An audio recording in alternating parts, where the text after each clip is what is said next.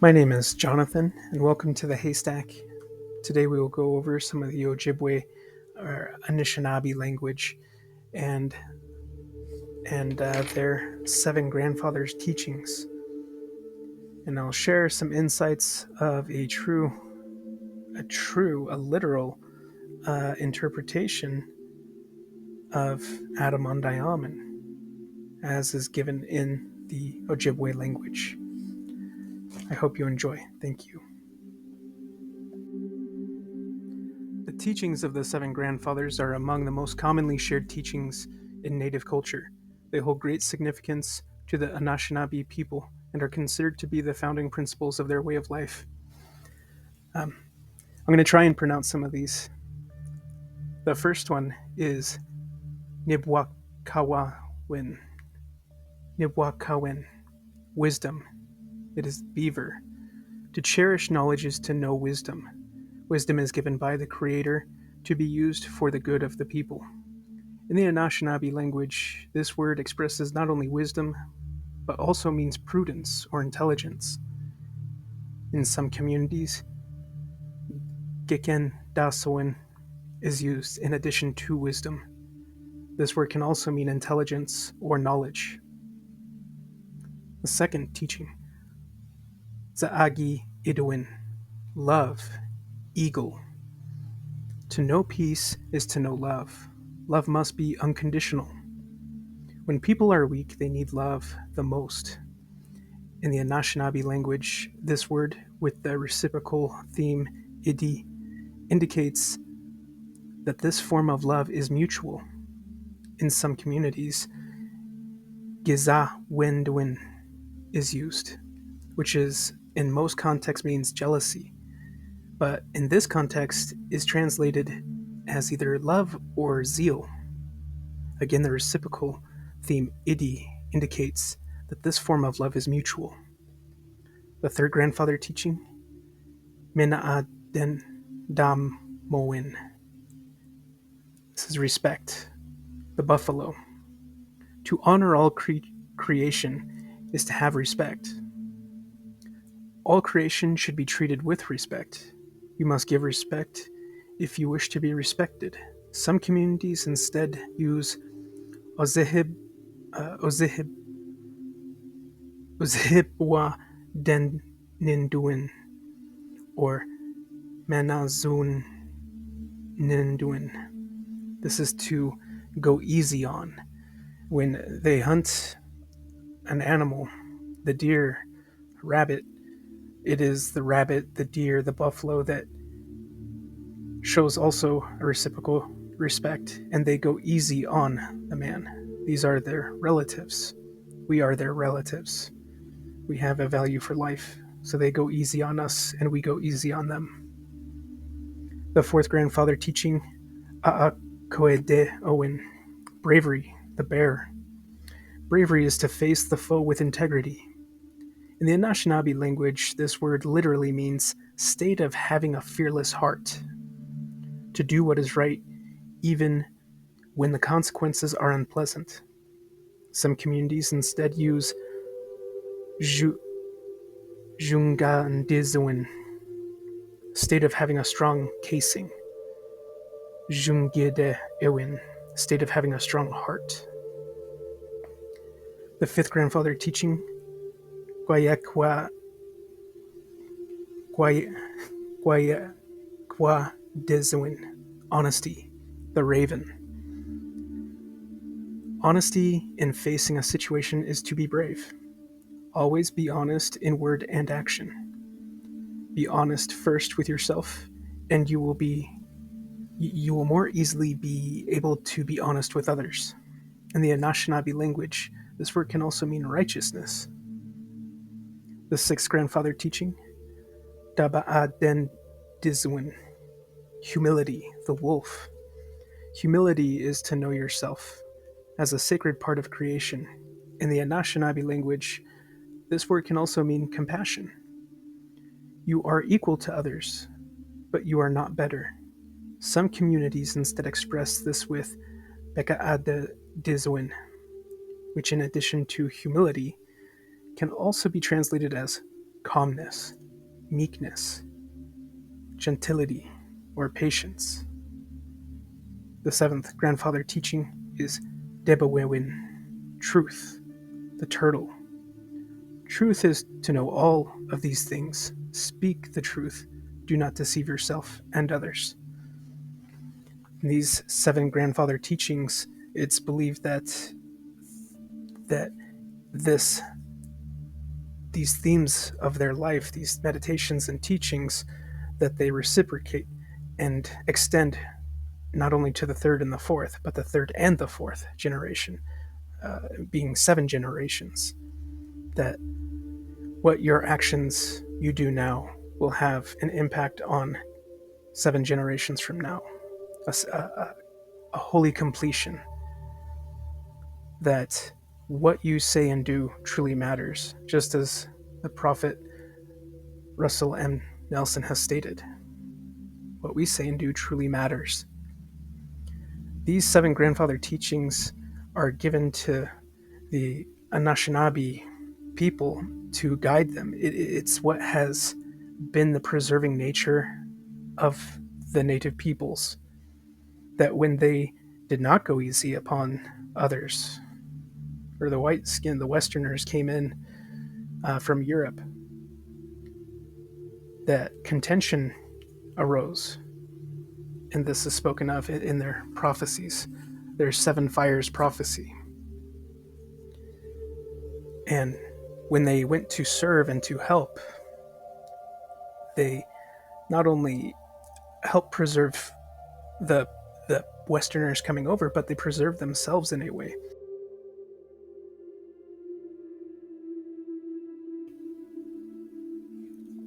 What is Adam-Ondi-Ahman? We're told that it is to mean that this is the land where Adam had dwelt. This is Davies County, Missouri, where Independence is. That this is where Adam dwelt with the Father, dwelt with God. However, does Adam-Ondi-Ahman, it's said to be in the pure Adamic language. Does it have any other translation? Joseph Smith never gave us a firm translation other than a secondhand account from Brigham Young or others stating what it meant, that this is to be a New Jerusalem. It's all of those things. However, in my previous videos, you've seen that as I've studied Adam-Ondi-Ahman, it seems to mean more than that to me, and it has everything to do with temple or a covenant life. And I want to show you how in the Ojibwe language, in the Anishinaabe, the original people, the Anishinaabe language, how they actually have a translation for Adam-Ondi-Ahman. It's just the syllables are broken up in different places, or has less syllables, but it's pretty much the same spelling, minus one I after Ondai. You put Onda and combine it with Mon, Ondaman. Now, Adam means buy it from, to purchase. And Ondaman means the road or trail comes from a certain place. That basically, to me, it looks like this is where the road to take us to a certain place was purchased, or it is a cost was made, and that it came with a road. Now we know Adam brought about the fall, and Christ reverses the fall. He is called the Redeemer. He redeems us. He pays the price for us. And I think it's very appropriate that this is the language being used here, and that it means to buy. It's almost like looking at sun, S-U-N, being the sun that burns in the sky, but also how we have the Son of God, S-O-N. Yeah, both depict a celestial nature. Both have a collaborative meaning for us. So is it possible in the infinite wisdom of the Lord that this was preserved in the Ojibwe Anishinaabe language, and it also means exactly what it says in a very poetic and meaningful way, not just a literal, rough way, but a contextual understanding way. So one thing I've noticed about the old world is that we have tons of dates and times and structure and literature, but the native peoples in North America, they did keep records on birch bark scrolls, and they did write on metal plates inscribed in stone. However, they don't have we don't have as much of a record for them. What they actually depended on is more of a oral tradition. And what that actually does is it carries with them the spirit of it, the spirit of the thing which was told. You know, with something being written down, it could be forgotten and found again. This voice from the dust, the Book of Mormon, the golden plates, which the angel Moroni directed Joseph Smith to bring forth. This is as if it is a voice from the dust. If you think about it, when dust, earth, it also refers to man, the first man, Adam. However, there's much of the record which is sealed. But if there are other survivors which kept some of this practice or had those three Nephite apostles who had lived and ministered, if those people were still taught, they would keep some record. And we know the Anishinabe people, which is a faction of many different tribes, they kept records and they would bury them in hills and in caves and keep them sacred. They would put them in hollowed out logs, a canoe, a bark, an ark, just like how the ancient Egyptians, they would carry their gods on an ark. How we carried the Ark of the Covenant in the same fashion of what it looked like as a bark, a boat, and that's where we stored our scriptures. It is this box, this covenant box, a box of covenants, which brought forth the Book of Mormon. I would think that the sealed portion, much of it may be in the oral tradition of our Anishinaabe brothers and sisters. And when we do look at their creation stories, it may not give me so much details of something, but I get the spirit of what it is saying. And I understand the flood, the creation, organization, the nature of man and beast together a lot better. And we come from a very Western structure of education. This was something that was used against the Native American peoples to re-educate them into a Western society. We had, was it divine, or I can't remember what the word is, but this is a point in time when the Native American, the First Nation peoples, forgot their own traditions in their past, and they were locked down, they're isolated, and went through this dark time. And they've had dark times before, they fought amongst each other before. However, now, we don't see the Native American tribes, the First Nation tribes, fighting with one another. They are more united than they ever have been. And this is something prophesied of by their own prophets. And yes, they do have prophets. And our scripture, our prophets tell us that there will be other people with their prophets and their teachings. In the Ojibwe Seven Fires prophecy, I believe it is their fourth fire prophecy, and it talks about the nature of what will be happening among their people. It talks about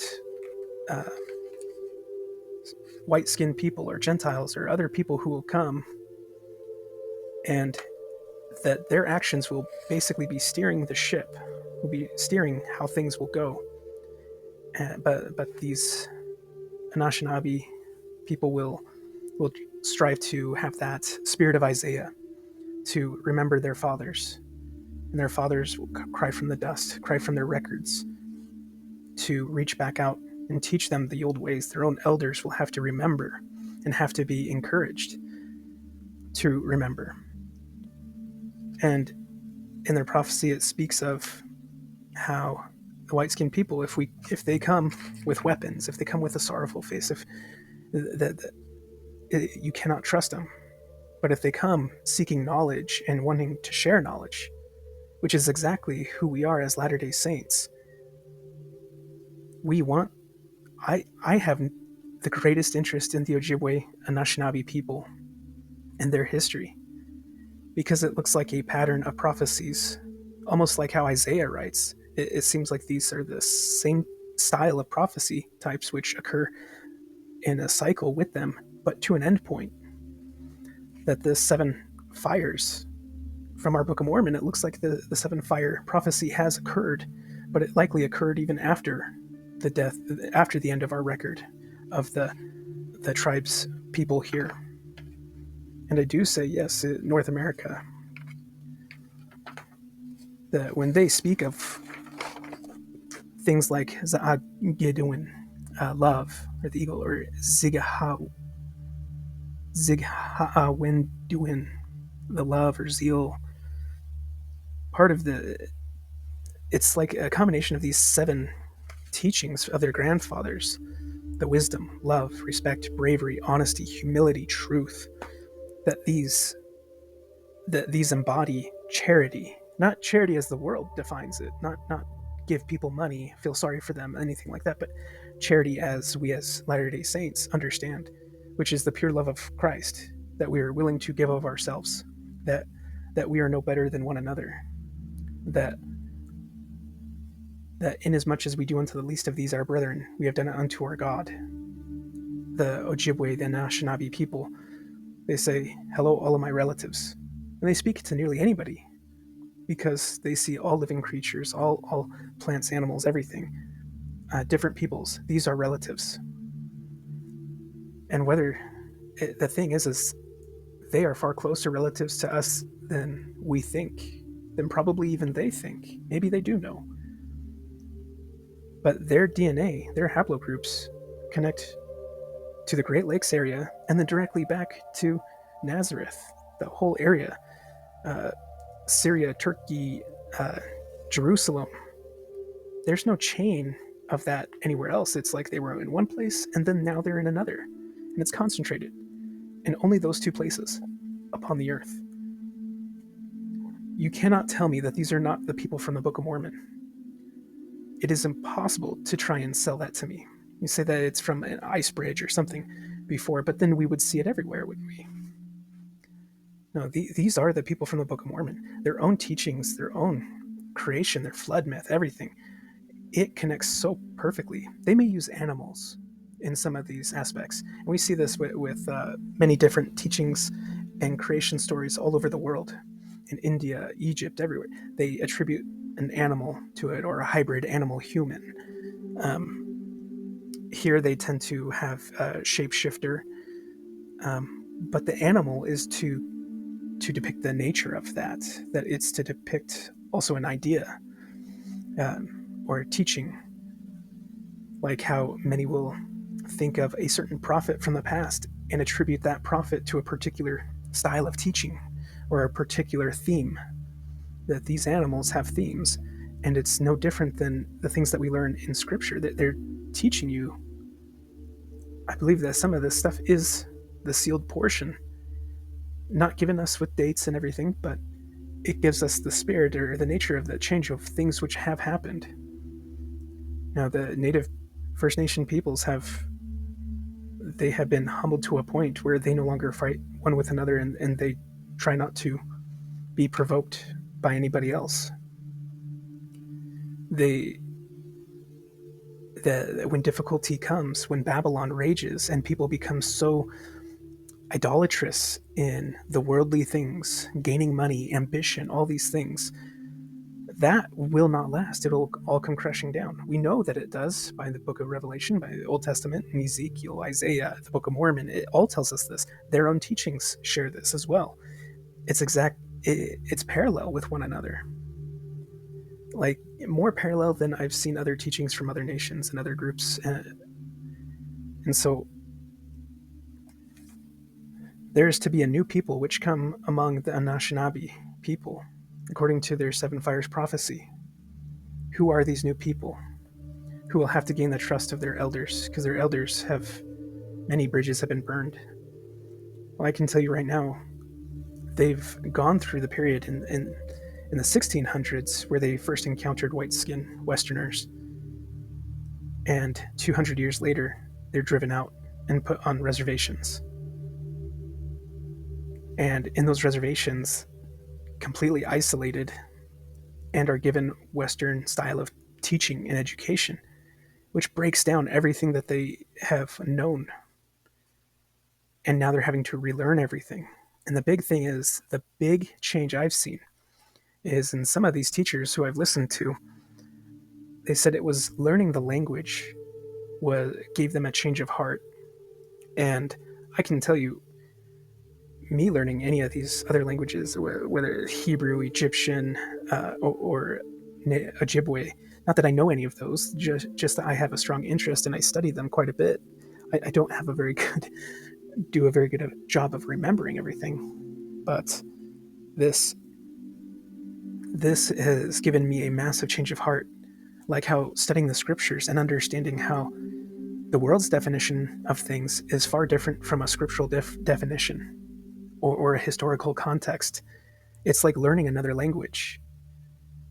And when we think of it like that, it truly becomes more alive within us and our understand. For me, my understanding is far more than I can put into words, and I probably sound like a babbling baboon trying to explain some of these things.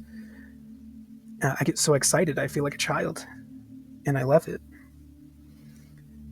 I would like to study more about these people, their language.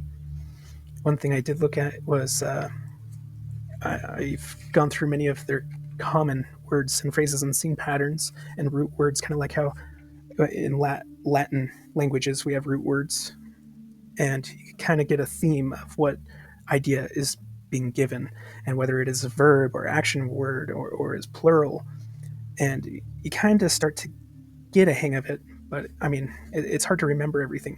I feel like I get the hang of something and I could say a word very, very good, and then the next minute it's gone from me. And just because it's very hard to say, I could say under my breath very easily, but when I speak out loud like this, very hard. But again, Adam-Ondi-Ahman is Andaman, the purchase place, the place where a purchase was necessary, a place where we came into debt and needed a redeemer, and a path was given to return to that. This is exactly what we teach. The covenant path brings us back to Christ. Yes, he did make that payment and that redemption for us, but we still have to go back on that path. There is a path given. Otherwise, we fall back into the same mistakes. You've gone off the road. Whereas, and it says stay off the grass, and you've gone on the grass. How could you? But to me, this is very matter of fact. I love the language here. Man, nini, woman, ikwe, women, ikwe, ikwewuk, sun, moon. It reminds me of the words that Joseph Smith used, saying it was Egyptian. However, it doesn't align up with what we currently know in most of the phonetics of Egyptian. There are some similarities, but there's also similarities in the Ojibwe language. Like we like they say for sun and moon is or moon is fluisis. The Puritamic language, it would be Olaha. Here, for the Anishinabe, it's Nibagisis. And sun is Gisis. Star is Anug. Earth is Aki. Earth, the land. Oh my gosh, I love this. And it keeps that same root of Star World is Anugagwin. And it seems that when Joseph Smith would give some of these translations of a Puritamic thing, it always sounded a lot like this. It always sounded a lot more Native American. And maybe that's the phonetics he understood from the Book of Mormon. And the writing was in Reformed Egyptian. And yes, Reformed Egyptian does exist. It may not be called that by scholars, but it does exist. The Ark of the Covenant itself is Reformed Egyptian. They just took the pagan stuff off. And they said, these are angels. They're not gods, they're angels. We'll take the animal heads off and put human heads back on.